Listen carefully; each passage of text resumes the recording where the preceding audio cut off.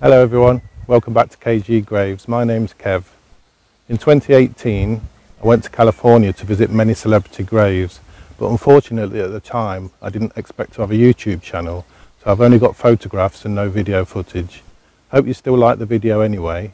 This one's about Laurel and Hardy, two of my favourites.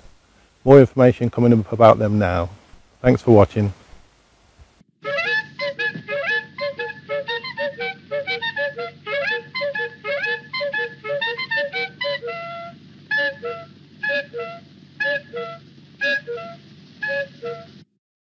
Well, here's another nice mess you've gotten me into. What are we going to do? I'm scared to death. There's only one thing to do. One of us will have to stay awake all night to keep her from cutting my throat. Well, here's another nice mess you've gotten me into. Well, I couldn't help it. You told me I was showing your price and all the things. Stan Laurel was born Arthur Stanley Jefferson on the 16th of June 1890 in Ulverston, Lancashire, England. He was an English comic actor, writer and film director who was half of the comedy duo Laurel and Hardy. He appeared with his comedy partner Oliver Hardy in 107 short films, feature films and cameo roles. Stan is buried in the Forest Lawn Memorial Park, Hollywood Hills, Los Angeles, in the Court of Liberty with his fourth wife, Ida Raphael. He began his career in music hall, his first professional performance on the stage at the Panopticon in Glasgow, the world's oldest surviving music hall, at the age of 16, where he developed several of his standard comic devices, including the bowler hat, the deep comic gravity, and the nonsensical understatement, and developed his skills in pantomime and music hall sketches. In 1912, Stan worked together with Ted Desmond on tour in the Netherlands and Belgium as a comedy double act known as the Bartow Brothers. He was a member of the Fred Karno's Army in 1910 under the stage name of Stan Jefferson, where he was Charlie Chaplin's understudy. He and Chaplin arrived in the United States on the same ship from the United Kingdom with the Karno troupe. Stan worked with many other artists between 1914 and 1918 under various names, including the Three Comiques, the Kingston Trio, and the Stan Jefferson Trio. During the First World War, Stan registered for military service in America on the 5th of June 1917, as required under the Selective Service Act. He was not called up. His registration card states his status as resident alien and deafness as exceptions. Stan began his film career in 1917 and made his final appearance in 1951. He appeared with his comic partner Oliver Hardy in the film short The Lucky Dog in 1921, although they did not become an official team until late 1927. Here's a short clip of the film. Around the same time, he met May Dahlberg, who suggested he change his name to Laurel, as the name Stan Jefferson was unlucky due to it having 13 letters. Stan and May lived together from 1919 to 1925 as common-law husband and wife. He then appeared exclusively with Oliver Hardy until retiring after his comedy partner's death in 1957. More on that shortly. By 1924, Stan had given up stage full-time for film work, under contract with Joe Rock for 12 two-reel comedies. The contract had one unusual stipulation, that May Dahlberg was not to appear in any of the films. Rock thought that her temperament was hindering Stan's career. In 1925, she started interfering with his work, so Rock offered her a cash settlement and a one-way ticket back to her native Australia, which she accepted. Next, Stan signed with Hal Roach and was credited for directing or co-directing 10 silent shorts between 1925 and 1927, but appeared in none of them. However, Oliver Hardy did appear in 3 of the shorts: Yes, Yes, Nanette, 1925, Wandering Papas, 1926, and Madam Mystery, 1926. Starting early in 1927, Laurel and Hardy began sharing the screen in several short films, including Duck Soup, Slipping Wives, and With Love and Hisses. The two became friends and their comic chemistry soon became obvious. Roach Studios' supervising director, Leo McCary, noticed the audience's reaction to them and began teaming them, leading to the creation of the Laurel and Hardy series later that year. They continued to make both features and shorts until 1935, including their 1932 three-reeler, The Music Box, which won an Academy Award for Best Short Subject. During the 1930s, Stan was involved in a dispute with Hal Roach, which resulted in the termination of his contract.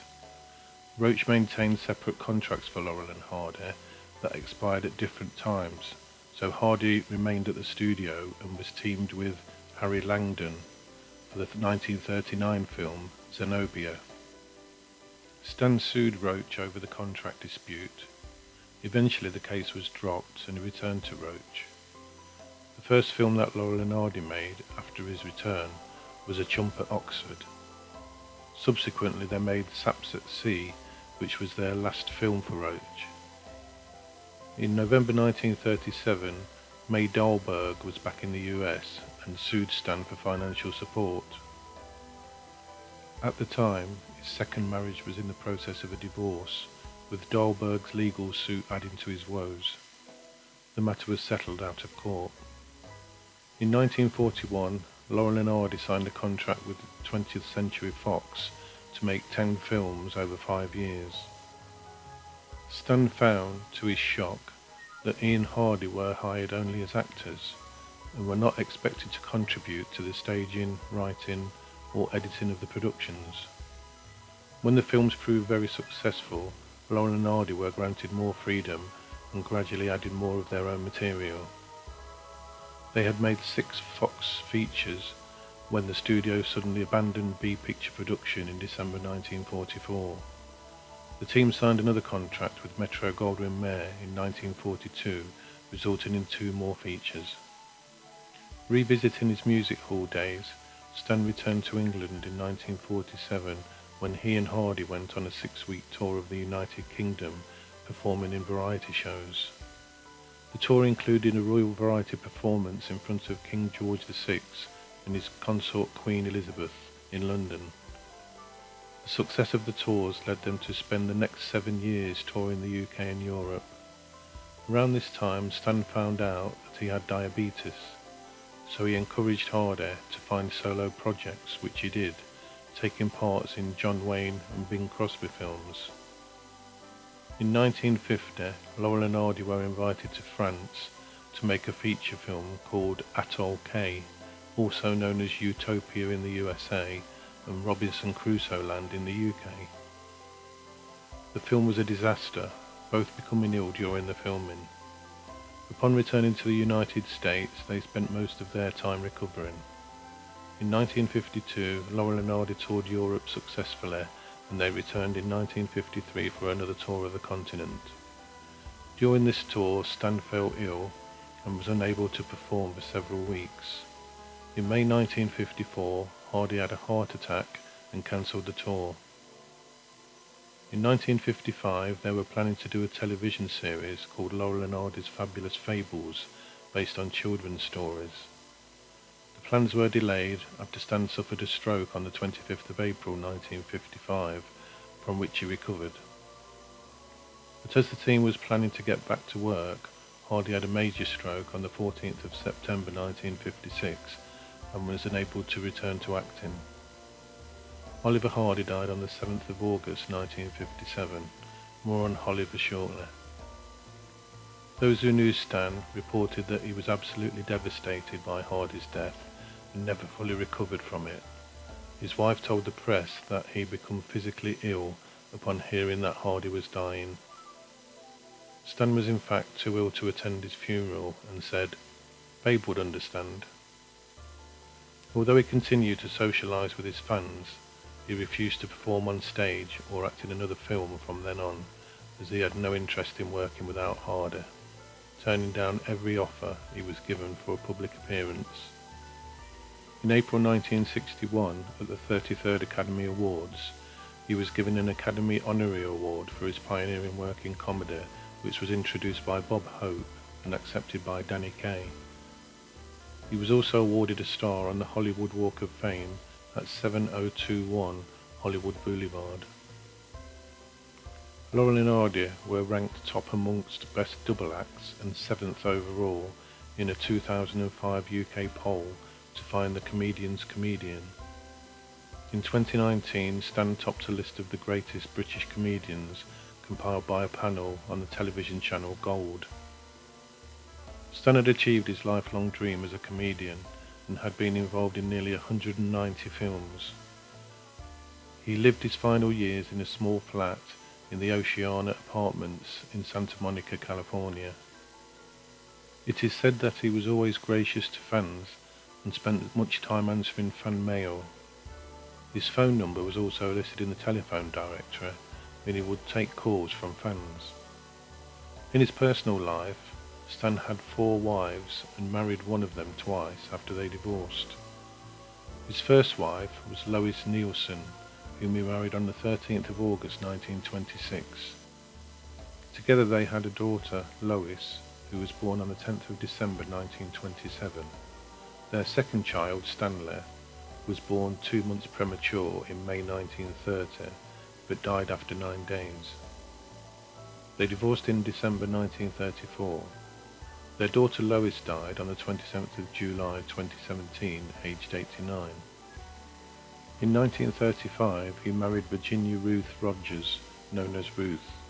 In 1937 he filed for divorce, confessing that he was not over his ex-wife Lois, that Lois decided against a reconciliation. On New Year's Day 1938, Stan married Vera Ivanova Shuvalova, known as Elena, and Ruth accused him of bigamy, but their divorce had been finalised a couple of days before his new marriage. The new marriage was very volatile, and Ileana accused him of trying to bury her alive in the backyard of their San Fernando Valley home. He and Ileana separated in 1939 and divorced in 1940, with Ileana surrendering all claim to the Laurel surname on the 1st of February 1940 in exchange for $6,500. In 1941, Stan remarried Virginia Ruth Rogers. They were divorced for the second time in early 1946. On the 6th of May 1946, he married Ida Kitova Raphael, to whom he remained married until his death. He died on the 23rd of February 1965, aged 74, 4 days after suffering a heart attack. Minutes before his death, he told his nurse that he wouldn't mind going skiing, and she replied that she was not aware that he was a skier. "I'm not," he said. "I'd rather be doing that than getting all these needles stuck in me." A few minutes later he died quietly in his armchair. At his funeral service at Church of the Hills, Buster Keaton said, "Chaplin wasn't the funniest, I wasn't the funniest, this man was the funniest." Dick Van Dyke gave the eulogy as a friend, protégé, and occasional impressionist of Stan during his later careers. He read the clown's prayer. Stan had quipped, "If anyone at my funeral has a long face, I'll never speak to him again." Let's see where his grave is located.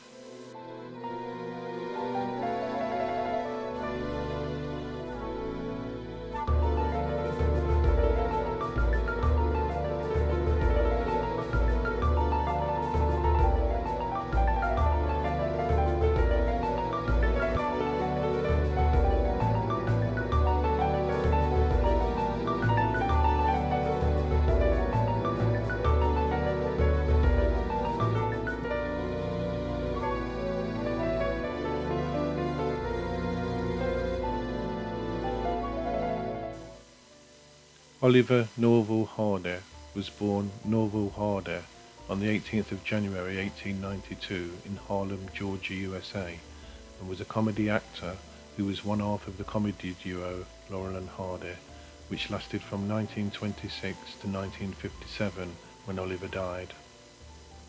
Oliver is buried in Valhalla Memorial Park, North Hollywood, Los Angeles, in the Garden of Hope. He started his work in his family's cotton plantation and was also a tax collector. His father died less than a year after his birth. He was the youngest of 5 children.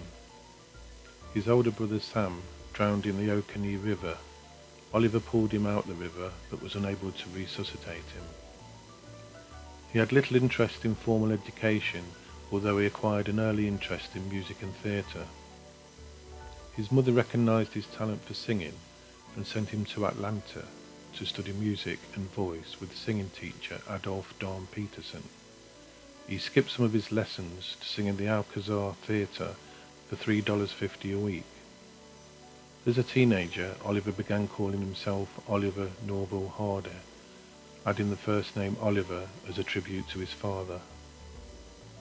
Oliver was initiated into Freemasons at Solomon Lodge No. 20 in Jacksonville, Florida, which helped him with room and board when he was starting out in show business. He was inducted into the Grand Order of Water Rats along with Stan Laurel. In 1910, the Palace, a motion picture theatre, opened in his homeland of Milledgeville, and he became the projectionist, ticket taker, janitor and manager. He soon became obsessed with the new motion picture industry and was convinced that he could do a better job than some of the actors that he saw. A friend suggested that he move to Jacksonville, Florida, where some films were being made, which he did in 1913. He worked in Jacksonville as a cabaret and vaudeville singer at night and at the Lubin Manufacturing Company during the day.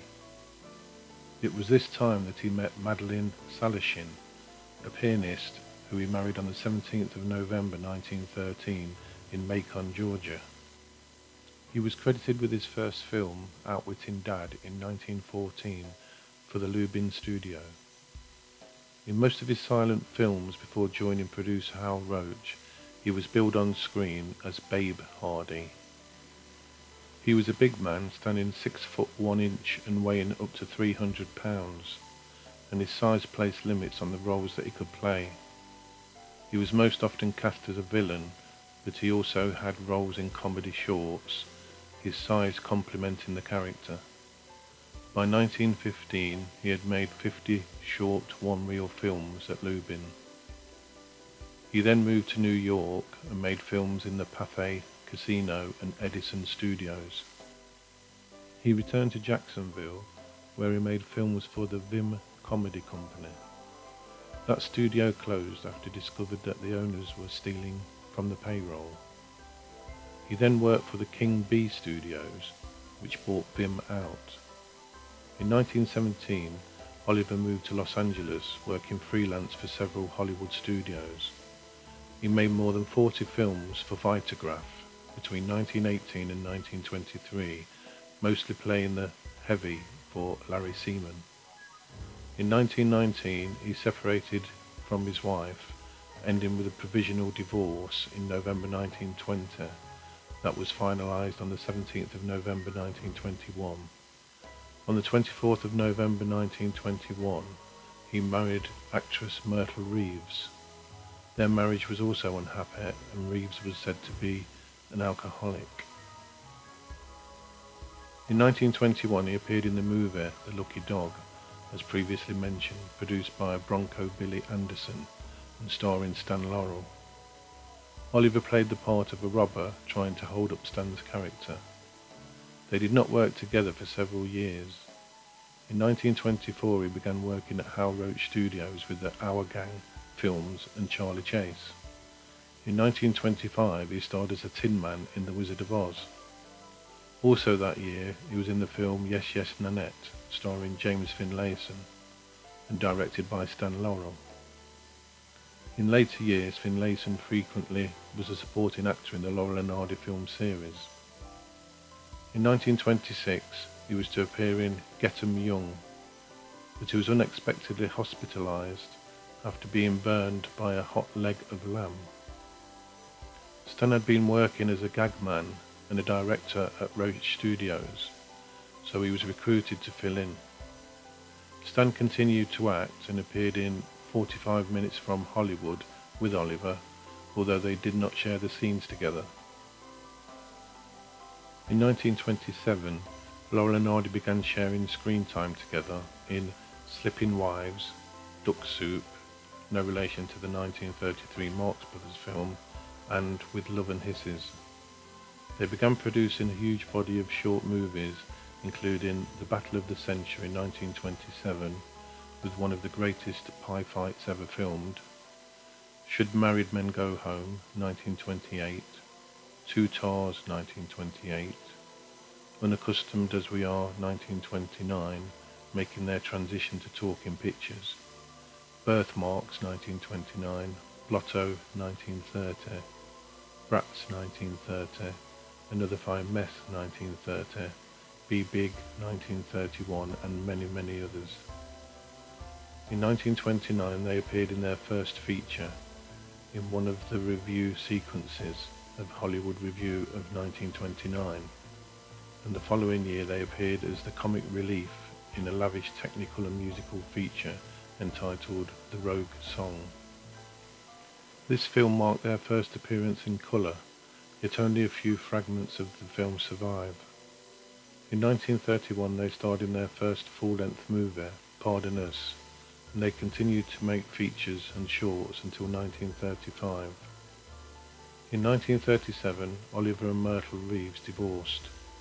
He made Zenobia with Harry Langdon in 1939, while waiting for a contractual issue to be resolved between Stan and Hal Roach. Eventually, however, new contracts were agreed upon, and the team was lent to producer Boris Moros at General Service Studios to make The Flying Deuces 1939. While on the lot, he fell in love with Virginia Lucille Jones, a script girl whom he married the next year. They enjoyed a happy marriage for the rest of his life. In 1939, Laurel and Hardy made A Chump at Oxford and Saps at Sea before leaving Roach Studios. They began performing for the USO, United Service Organisations, supporting the Allied troops during World War II. The rest of Oliver's career is as described above under Stan's details. In 1949, Oliver's friend John Wayne asked him to play a supporting role in The Fighting Kentuckian. He had previously worked with John Wayne and John Ford in a charity production of the play What Price Glory. Laurel and Hardy made 2 live television appearances, in 1953 on a live broadcast of the BBC show Face the Music, and in December 1954 on NBC's This Is Your Life.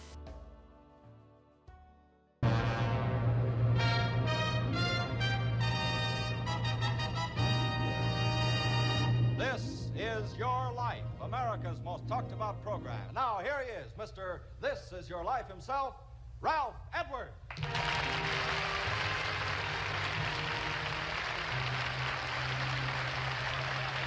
go away tonight. I warn you, don't leave the set. Someone to share it with you. So let's bring to your sides the 2 ladies who really knew how to keep our secret, your wives. First, your wife, Lucille Oliver, Mrs. Hardy. There she is. There we are. And your wife, Edith, Stan, Mrs. Laurel. Here's Edith. Right there. Hello. Oh, and another happy surprise, Stan. Your daughter, Lois, Mrs. Randy Brooks. And here is Lois. Oh, my. That's the daughter. These are your lives. They also appeared in a filmed insert for the BBC show This Is Music Hall in 1955, their final appearance together. Oliver suffered a mild heart attack in May 1954, and he began looking after his health for the first time in his life. He lost more than 150 pounds in a few months, which completely changed his appearance. Letters written by Stan referred to Oliver having terminal cancer, and it was speculated that this was the reason for this rapid weight loss. Both men were smokers. Hal Roach said that they were a couple of freight train smokestacks. Oliver suffered a major stroke on the 14th of September 1956 which left him confined to bed and unable to speak for several months. He remained at home in the care of his wife Lucille. After suffering 2 more strokes in early August 1957, he slipped into a coma and died from cerebral thrombosis on the 7th of August 1957 at the age of 65.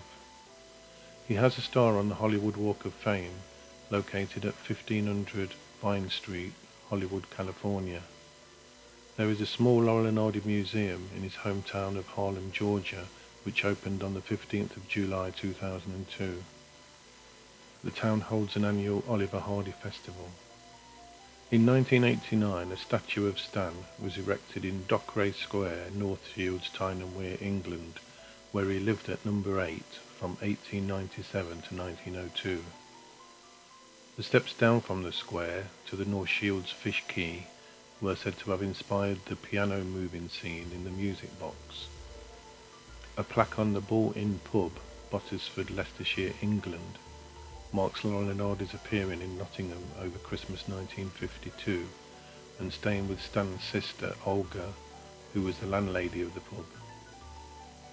In 2008, a statue of Stan Laurel was unveiled in Bishop Auckland, County Durham, on the site of the Eden Theatre. In April 2009, a bronze statue of Laurel and Hardy was unveiled in Ulverston. Let's see where Oliver's grave is located.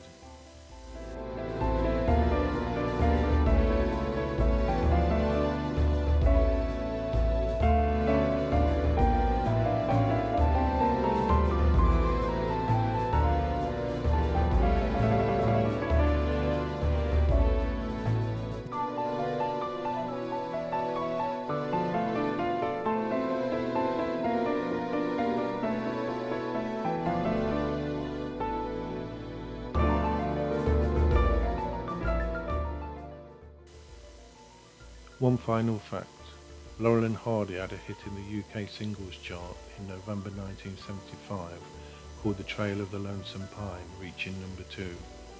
It also featured Chill Wills and the Avalon Boys and was from their film Way Out West, one of my favourites.